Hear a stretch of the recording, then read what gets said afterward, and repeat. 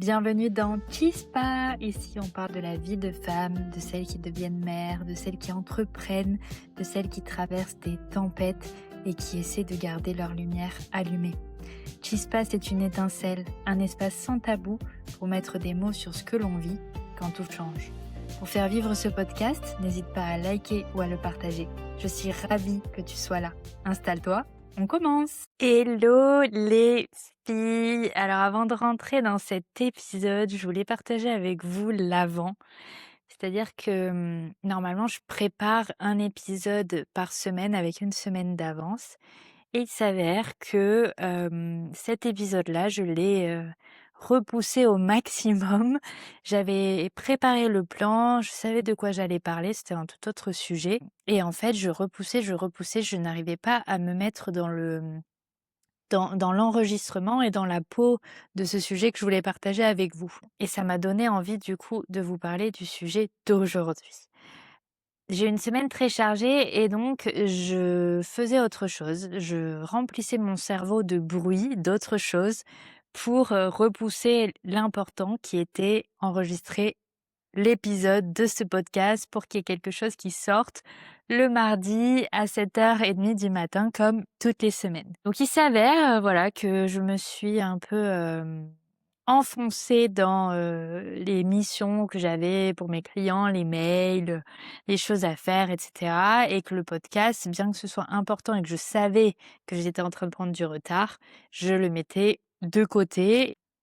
Et voilà, j'arrivais pas à me concentrer sur ça. Et j'en suis venue en fait à réfléchir sur ce sujet et à penser à la dispersion refuge. En fait, c'est vraiment le fait de s'occuper l'esprit avec du bruit pour ne pas ressentir peut-être l'insécurité intérieure, l'insécurité du monde qui nous entoure en ce moment. Voilà, on est en plein début de guerre, peut-être Troisième Guerre mondiale. Essaye peut-être de se concentrer sur des choses qui n'ont pas vraiment de valeur ajoutée pour éviter les choses importantes. Et j'en suis venue à me demander et à me dire, on est déjà le 10 mars, il y a presque le premier trimestre de cette année qui est passé, c'est-à-dire qu'il reste 9 mois avant la fin de l'année. Qu'est-ce que j'ai fait de ces 3 mois et qu'est-ce que je vais faire des 9 mois restants? Et donc ça m'a donné envie de parler avec vous aujourd'hui du perfectionnisme et de pourquoi en fait ça gâche notre vie et nos projets. Mon intention dans cet épisode, c'est vraiment de briser ensemble ce miroir déformant du perfectionnisme qu'on a, surtout en tant que femme.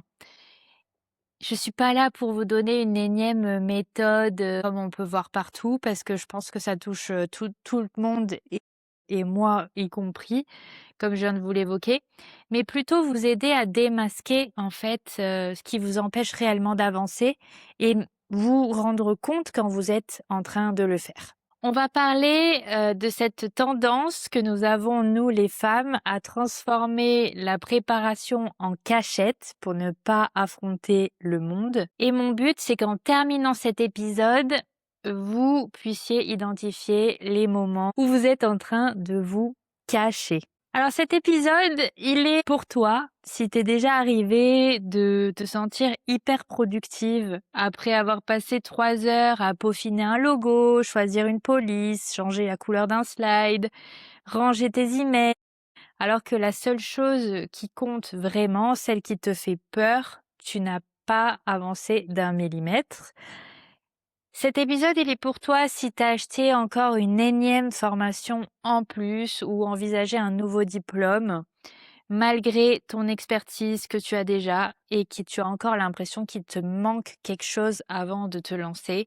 Le petit truc, en fait, pour être enfin légitime. Cet épisode, il est pour toi si tu as passé des nuits entières à discuter avec ChatGPT de ton nouveau projet, à peaufiner un business plan parfait alors que tu n'as même pas encore osé le lancer dans la réalité. Et cet épisode, il est pour toi si tu te rends compte que tu te perds dans le scroll d'inspiration sur Instagram ou TikTok pendant des heures pour finir par te sentir nul, dépassé par celles qui font et toi te dire que tu es techniquement en train de travailler. Et je pourrais continuer encore et encore avec d'autres exemples, hein. Par exemple, si tu t'es senti submergé par le bruit de l'actualité, aujourd'hui avec, tout ce qu'on voit, si tu as utilisé cette anxiété comme une excuse inconsciente, plutôt que, voilà, pour faire quelque chose, de productif. Et si surtout, et je pense qu'on est beaucoup à se reconnaître dans ça, si tu as toujours voulu être la bonne élève partout, c'est-à-dire la maman parfaite, l'entrepreneur irréprochable, l'amie qui est toujours là pour les autres, et que tu finis ta journée épuisée, sans avoir accordé ne serait-ce qu'une minute à ta propre ambition. Alors rassure-toi, hein, tous ces exemples, peut-être qui te touchent, de plus ou moins près, mais je pense que on est toutes dans le même bateau. On repousse, on se cache quand on sent qu'on frôle et qu'on touche l'important pour nous. Et pourquoi? Eh ben, d'abord parce que c'est notre anatomie, c'est notre cerveau qui est fait comme ça. C'est-à-dire que d'abord, on a ce qu'on appelle la dopamine du faux travail. En fait, le cerveau ne fait pas la différence entre faire une action et visualiser qu'on va faire cette action. Pour lui, c'est la même chose. Et quand tu vas en parler à ton entourage, c'est même encore pire parce que le fait d'en parler, ton cerveau estime que c'est déjà fait et tu vas très certainement te concentrer sur de nouvelles tâches, un nouveau bruit, une nouvelle cachette pour repousser ou pour concentrer ton attention. Cocher une tâche sur ta to-do list, c'est plutôt facile et en fait, tu sécrètes un shoot de dopamine pour ton cerveau. Et ça crée en fait une illusion de productivité. Alors imaginez, l'une de vous qui m'écoute, vous avez un projet, par exemple lancer un projet entrepreneurial, demander une augmentation, lancer un nouveau service en freelance, ou même simplement appeler un expert pour régler un problème complexe dans votre maison ou dans votre business. C'est la tâche qui demande du courage. Et en fait, ce que vous allez faire, c'est qu'au lieu de passer ce coup de téléphone ou d'y rédiger cet email ou de vous concentrer sur votre nouvelle offre, vous allez vous dire: «Je peux pas m'y mettre tant que c'est pas carré autour de moi» et donc par exemple, vous allez vous mettre à ranger tout votre bureau de fond en comble, tout va être parfait, des choses qui traînent depuis 3 mois et poup! Là, vous sécrétez un shoot de dopamine. Ensuite, vous allez vous dire: «Bon, je vais créer un tableau Excel ultra complexe avec toutes les dépenses, les tâches. Je vais me mettre à créer un nouveau compte Notion, peut-être à automatiser si vous êtes comme moi et vous dire: "Bon, je vais mettre des couleurs magnifiques, je vais faire un truc bien qui me donne envie de travailler et qui me donne envie de suivre ma to-do list"». Vous allez passer 1h30 et boum! Un nouveau shot de dopamine. Et ensuite, vous allez aller sur internet, vous allez peut-être comparer 12 logiciels différents, des aspirateurs, vous allez partir dans vos onglets, vous perdre pendant plusieurs heures et poup! Un petit shot de dopamine.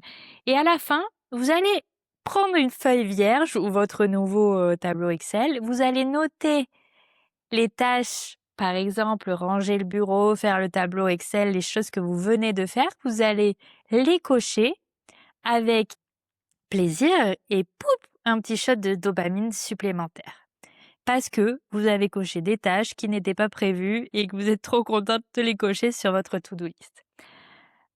Et enfin, eh ben, à midi ou l'après-midi, vous êtes épuisé par tout ce que vous avez fait, vous vous sentez hyper productif de ce que vous avez fait, vous avez trié vos papiers, vous avez un super tableau Excel, mais la réalité, c'est qu'en fait, vous avez dépensé toute votre énergie pour faire 2 choses qui ne sont pas pertinentes et prioritaires. Alors certes, c'est super d'avoir son bureau rangé, c'est super d'avoir un tableau Excel ou un truc Canva aux bonnes couleurs, la bonne police et qui va vous accompagner dans votre quotidien, mais ce n'était pas la priorité. Et en fait, vous avez eu votre shoot de dopamine de satisfaction parce que vous avez vu les choses se ranger, vous avez coché votre to-do list, mais votre projet de cœur n'a pas avancé d'1 millimètre et vous avez utilisé le rangement comme un bouclier contre l'action. En fait, les filles, faire tout ça, ça ne vous permet pas d'avancer. C'est ce qu'on appelle la procrastination productive. Et ça peut être par exemple trier vos factures, ranger votre bureau, utiliser des jolies couleurs. Voilà, vous donnez en fait un bonbon à votre cerveau pour qu'il arrête de stresser. Mais pendant ce temps, vous restez sur le quai alors que le train quitte la gare. Votre cerveau vous ment. Il vous fait croire que vous travaillez alors qu'en fait vous êtes juste en train de ranger votre cellule pour ne pas voir que la porte est ouverte. Alors, ne vous inquiétez pas, hein, l'idée de ce podcast, c'est pas de vous culpabiliser. Comme je vous le dis, on est toutes dans le même bateau et ça m'arrive aussi. Mais l'idée, c'est de se demander comment on fait pour changer ça et comment on se rend compte que on est en train de procrastiner et qu'on est en train de balayer nos rêves, nos projets d'un regard sous prétexte d'aider les autres ou de faire autre chose. Il y a une autre excuse, entre guillemets, qu'on utilise beaucoup en tant que femme, et c'est même prouvé par une statistique de la Harvard Business Review, c'est la formation comme armure. En fait, il faut savoir que les hommes postulent à 60% de critères et les femmes à 100%. C'est-à-dire que sur une candidature de poste, les hommes, bien qu'ils n'aient que 60% des critères requis, vont s'autoriser à postuler, alors que les femmes ne postulent que lorsqu'elles cochent 100% des prérequis.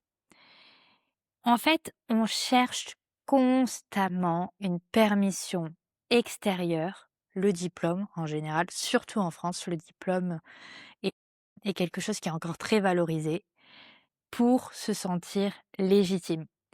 Et en fait, acheter une formation de plus, envisager un nouveau diplôme malgré ton expertise et toujours aller chercher une validation extérieure pour te sentir compétente et suffisamment légitime pour te lancer ou pour demander ton augmentation ou pour demander ton changement de poste, c'est ce qui te fait fuir en fait, c'est ta cachette. Parce que pendant ce temps-là, il y a des tas de personnes moins intelligentes que toi, souvent des hommes, qui passent à l'action et qui obtiennent ce que tu aimerais obtenir. Et en fait, ça rend fou parce qu'on les voit obtenir des résultats, ils affinent, ils peaufinent, ils se mettent en contact, ils sont en mouvement. Je dis ils, mais il y a aussi elles évidemment.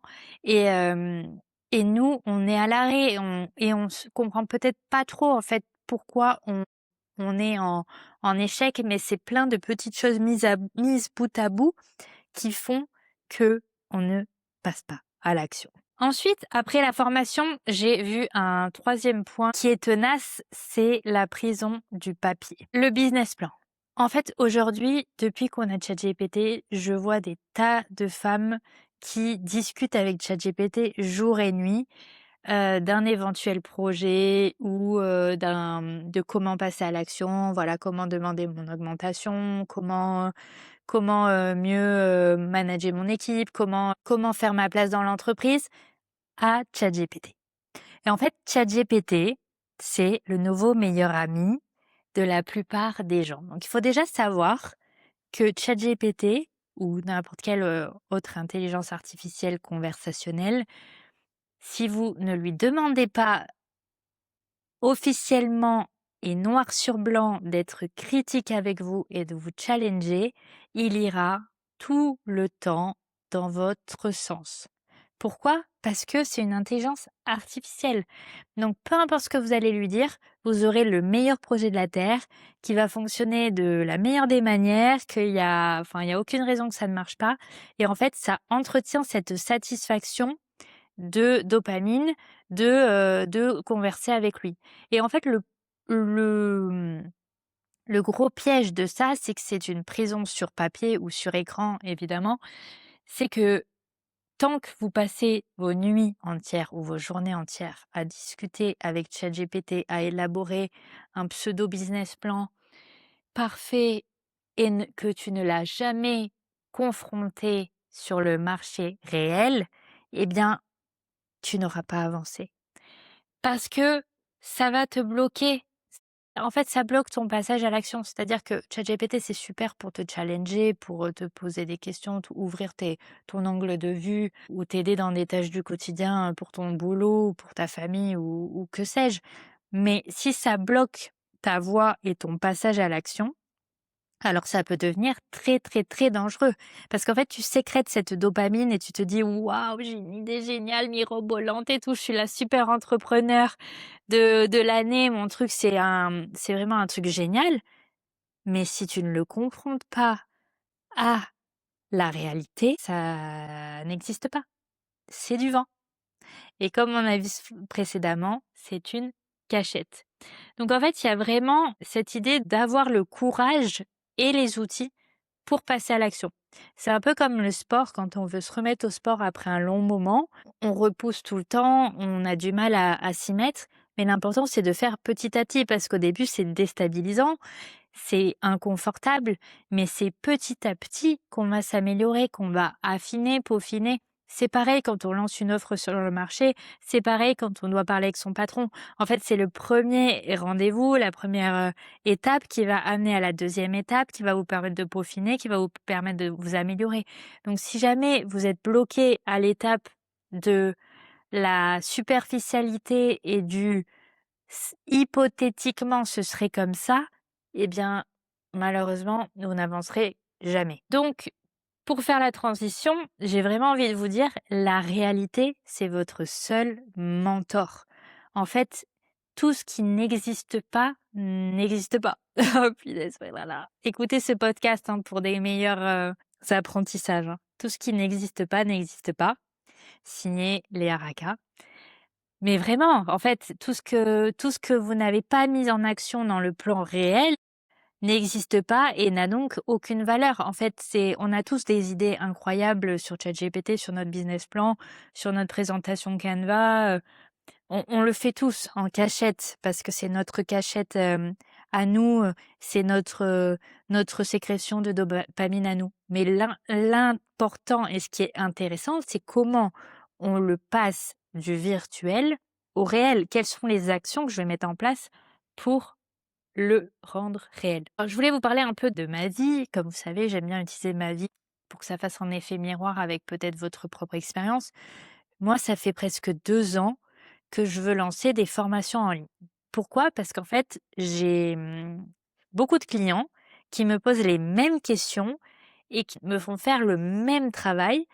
Et en fait, je me dis, ce serait beaucoup plus simple pour eux de faire la première et pour moi, pour pas avoir de redondance dans mon travail, de faire la première partie en formation en ligne, un peu voilà, du e-learning qui sont un peu standardisés, et pour la partie personnalisée, qu'ils arrivent ensuite avec moi sur de l'accompagnement sur mesure. Ça fait 2 ans que je dis ça. Et ça fait 2 ans que j'ai la tête dans le guidon, que je fais autre chose, que je trouve 10 000 nouvelles choses à faire. Bon, entre-temps, j'ai eu une grossesse difficile, je vous en ai parlé dans l'épisode précédent, et j'ai eu mon bébé et le postpartum, etc. Mais soit, ce sont des excuses, parce que si ça avait été ma priorité de structurer ça et de le mettre en place, je l'aurais mis en place comme tout le reste, comme ce que j'ai lancé là, mon podcast, le contenu, etc. Il y a toujours des concours de circonstances, c'est vrai, mais pas sur les 12 mois de l'année. Ça, c'est un mensonge qu'on se raconte. Et en fait, pire que ne pas faire le projet, ce qu'il faut conscientiser, ce qui est pire que ça, c'est vraiment l'énergie mentale qu'on utilise et qu'on déploie à se dire: «Il faut que je le fasse, il faut que je le fasse, il faudrait que je fasse ça, il faudrait que je fasse ça, il faudrait que je fasse ci, il faudrait que je m'organise comme ça». Toute cette énergie mentale, tout ce bruit mental qu'on utilise pour penser à ce qu'on devrait faire et qu'on ne le fait pas. Et ça, c'est un détail qu'on n'estime pas combien ça nous coûte au quotidien.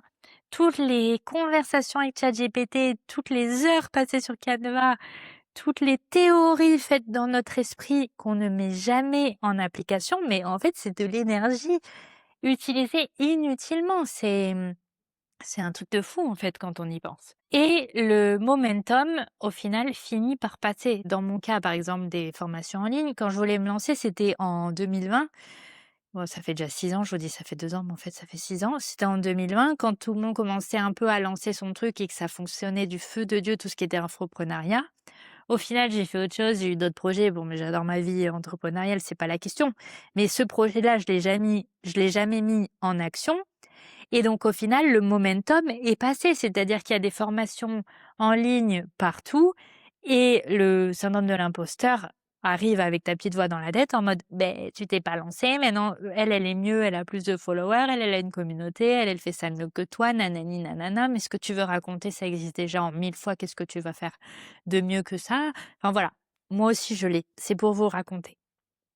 Et en fait, je me suis dit, vu qu'il y a 2 jours, c'était le 8 mars, je me suis dit: «Mais il y a quelques générations, on ne pouvait pas prendre en main notre vie, on dépendait d'un homme, on était sous le joug d'un homme et on ne pouvait pas choisir ce qu'on voulait faire de notre vie». Et donc, il faut essayer de penser dans ces cas-là, enfin moi ça m'aide, à penser à nos grands-mères, à celles qui se sont battues en fait pour le droit de posséder notre propre business ou d'avoir un poste à responsabilité, d'être indépendante financièrement, d'avoir son compte en banque. Il faut penser à ces générations-là qui n'avaient pas la possibilité de le faire et donc plutôt que de se cacher, se dire: «OK, moi j'ai le droit de le faire, il faut que j'honore ce droit et il faut que je me batte évidemment pour les droits qu'on n'a pas encore acquis en France ou à l'étranger». Mais déjà honorer les droits qu'on a acquis et mettre en place ce qu'on voudrait mettre en place. Alors pour ça, il y a 3, vous savez, j'aime bien vous partager des petites clés, hein. Il y a 3 clés que je voudrais vous partager dans ce podcast. La première clé, c'est définir quelle est la priorité absolue. Il y a un livre que j'ai lu il y a très longtemps et dans ce livre, ils en parlent, c'est la semaine de 4 heures de Tim Ferriss. Et c'est en fait, vous demander: «Si c'est la seule chose que je fais aujourd'hui, est-ce que je serai satisfaite de ma journée?» Et pour ça, c'est important de vous connaître. C'est à vous de comprendre comment vous fonctionnez et d'identifier votre fenêtre d'énergie. Par exemple, dans mon cas, ma fenêtre d'énergie, c'est entre 9 heures et 13 heures. Parce que quand je déjeune, après l'après-midi, je suis en digestion, je suis un peu mollassonne. J'ai la nuit horrible que j'ai passée, j'ai très peu dormi, la fatigue accumulée qui se pointe et je suis à 2 à l'heure. Donc en fait, je me rends compte que si je ne fais pas la chose importante entre 9 heures et 13 heures, eh bien, je ne la ferai pas de la journée. Parce que après, je déjeune, c'est le moment de la digestion, je vais me mettre à traiter des choses avec peu de valeur ajoutée, c'est-à-dire répondre à mes mails, faire 2-3 recherches, enfin voilà, des choses qui ne me demandent pas beaucoup d'énergie. Je vais partir à 16h30 chercher ma fille à la crèche, ensuite balade, ensuite début du tunnel du soir, vous connaissez, et à la fin de la journée, même si elle dort, même si je suis avec mon conjoint, je ne vais jamais m'y remettre. Donc en fait, si je ne le fais pas entre 9 heures et 13 heures, la priorité de la journée ne sera pas faite. Et là, c'est ce qui s'est passé pour enregistrer ce podcast, c'est-à-dire que tous les 9 heures, 13 heures que j'ai eu la semaine passée, je l'ai dédié à faire autre chose. C'était pas moins important parce que c'était pour mes clients, c'était des choses que je devais faire quand même. Mais c'est-à-dire que je n'ai jamais trouvé d'autre fenêtre que celle-ci et je n'ai donc pas enregistré ce podcast en avance. Donc, identifie ta fenêtre d'énergie, demande-toi: si c'est la seule chose que je fais aujourd'hui, est-ce que je serai satisfaite de ma journée? Il y a un conseil, c'est vraiment mettre la tâche la plus effrayante en premier. Et il y a un livre pour ça qui s'appelle It's That Frog de Brian Tracy. Et c'est vraiment mettre la tâche la plus difficile, la plus inconfortable en premier, comme ça vous l'avez faite, vous avez mangé la grenouille, et vous avez ce sentiment de satisfaction et de dopamine qui vous permet de créer un cercle vertueux de je dis ce que je vais faire, je fais ce que je dis, et donc je crois en ce que je dis, et donc je crée ce cercle vertueux. La deuxième clé que je voudrais vous partager, c'est le bouclier informationnel, et je pense que c'est crucial, encore plus crucial aujourd'hui, là, depuis 10 jours avec la Troisième Guerre mondiale qui s'annonce. Reprenez le contrôle de vos notifications. Reprenez le contrôle de votre attention. Quand vous lisez une notification sur votre téléphone, demandez-vous si l'info écrite dessus vaut réellement le vol d'attention. Est-ce que ça en vaut vraiment la peine en fait? Est-ce que ça vaut l'énergie qui vient de vous être volée? La plupart du temps, vous allez voir que non. Et le pire de tout, ce sont les personnes autour de nous, de notre entourage ou de notre environnement en entreprise, qui ont les notifications avec le son allumé. En fait, déjà, ils volent leur propre attention, mais en plus, ils volent l'attention et l'énergie des gens qu'il y a autour d'eux. Moi, ça vraiment, ça m'énerve. Les gens qui ont les notifications allumées en sonnerie, ça me fait péter un câble parce que je veux pas dédier de l'énergie mentale à la sonnerie de la notification de machin ou machine qui écoute, qui a 10 notifications par jour de BFM, je sais pas quoi là. Vraiment, ça m'agace. Donc déjà, bon, pensez aux autres, mais pensez à vous. Est-ce que ça vaut vraiment le coup d'être interrompu plusieurs fois par heure pour savoir des choses à l'autre bout de la planète qui ne vont pas vous impacter dans les prochaines, je sais pas, 2 ou 3 heures ou même les prochaines 24 heures? Non, ça ne vaut pas le coup. Alors pour ça, il y a la méthode Pomodoro. Je ne sais pas si vous en avez entendu parler. La méthode Pomodoro, c'est 25 minutes de focus total et 5 minutes de pause. Donc en fait, vous faites 25 minutes de travail intense, profond, on appelle ça le deep work en anglais, et vous pouvez faire 5 minutes de pause. Donc les 25 minutes, elles sont sans téléphone ou le téléphone est en ne pas déranger ou en mode avion.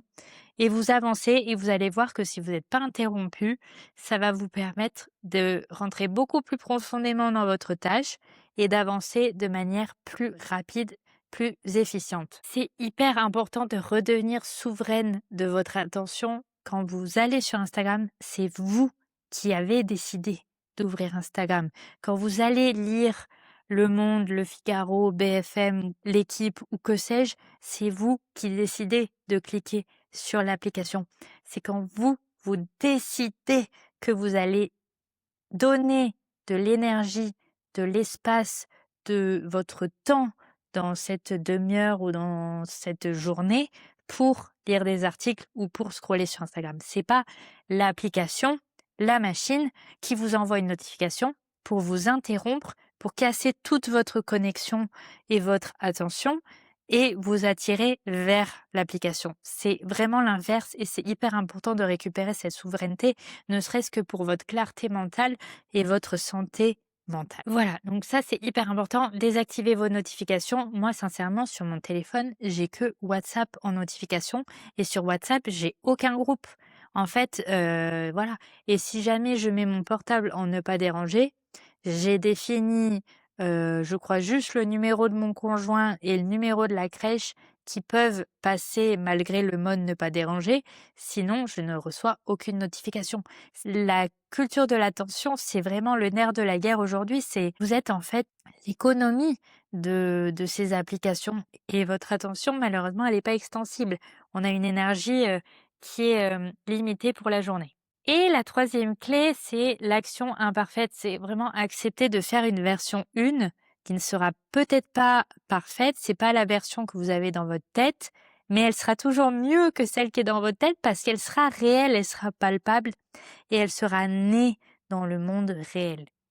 Donc tout est modifiable une fois lancé, alors que dans votre tête, tout est modifiable, mais rien n'est concret en fait. Dites-vous que tant que c'est dans votre tête ou sur une feuille de papier, c'est pas concret, c'est du bullshit, c'est une cachette que vous vous faites.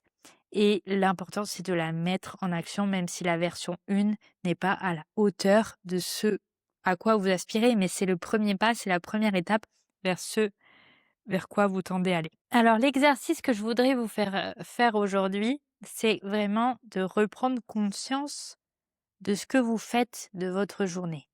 Déjà, identifiez votre fenêtre de tir, votre fenêtre d'énergie, et pendant cette fenêtre d'énergie, rendez-vous compte, conscientisez en fait à quoi vous dédiez cette énergie. Et ensuite, chacune sera suffisamment grande et intelligente pour définir si ce qu'elle a fait aujourd'hui est en accord avec ce à quoi elle veut dédier son énergie ou pas. Et évidemment, il y a des jours où on ne pourra pas tout faire, on n'y arrivera pas, on aura du mal à s'y mettre. Faut aussi être indulgente avec soi-même. Mais si c'est 100% des jours que vous avancez pas, là, il faut peut-être vous poser des questions. Est-ce que c'est pas le bon projet? Est-ce que vous vous mettez pas en mouvement parce que vous avez peut-être un souci psychologique, il faudrait peut-être aller consulter, vous êtes peut-être en burn-out, en burn-out ou en dépression ou voilà, il y a peut-être un truc qui est en train de naître qui n'est pas fertile et qui vous bloque. Ou alors le projet en fait ne vous drive pas tant que ça, ne vous plaît pas tant que ça et donc dans ces cas-là, ça sert à rien de le garder dans un coin de votre tête parce qu'il vous use de cette énergie de: «Il faudrait que je le fasse, il faudrait que je le fasse, il faudrait que je le fasse».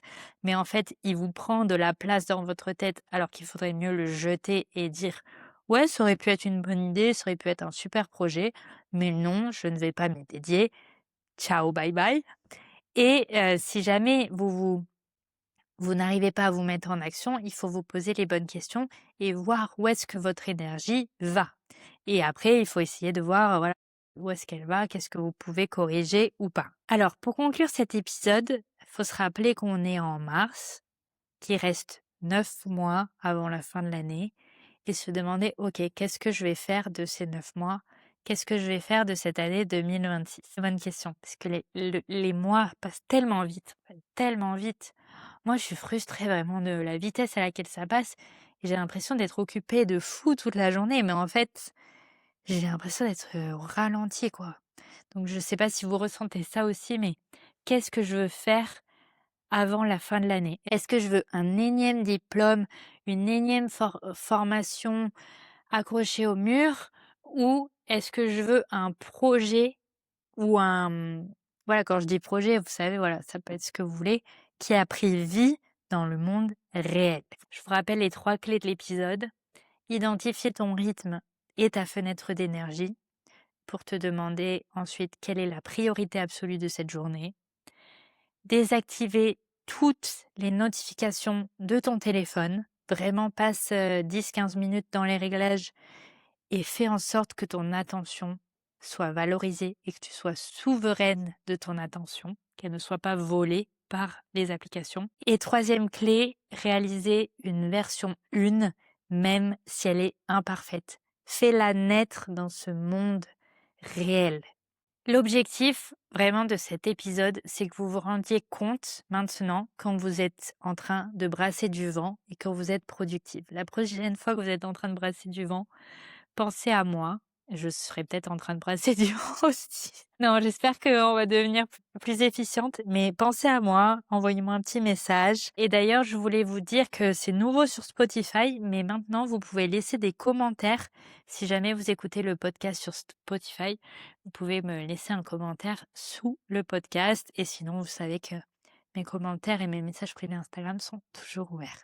Voilà, je voulais absolument vous remercier pour tous les retours que je reçois sur les épisodes précédents, notamment sur celui sur la crise identitaire du postpartum et de la grossesse. Je suis très touchée par les messages que vous m'envoyez. Je suis très touchée que ça vous parle, que ça fasse écho. Et voilà, c'était tout le but de ce podcast. Donc, ça me fait très plaisir. Je vous souhaite une très belle semaine. Je vous remercie de votre écoute et je vous dis à très bientôt.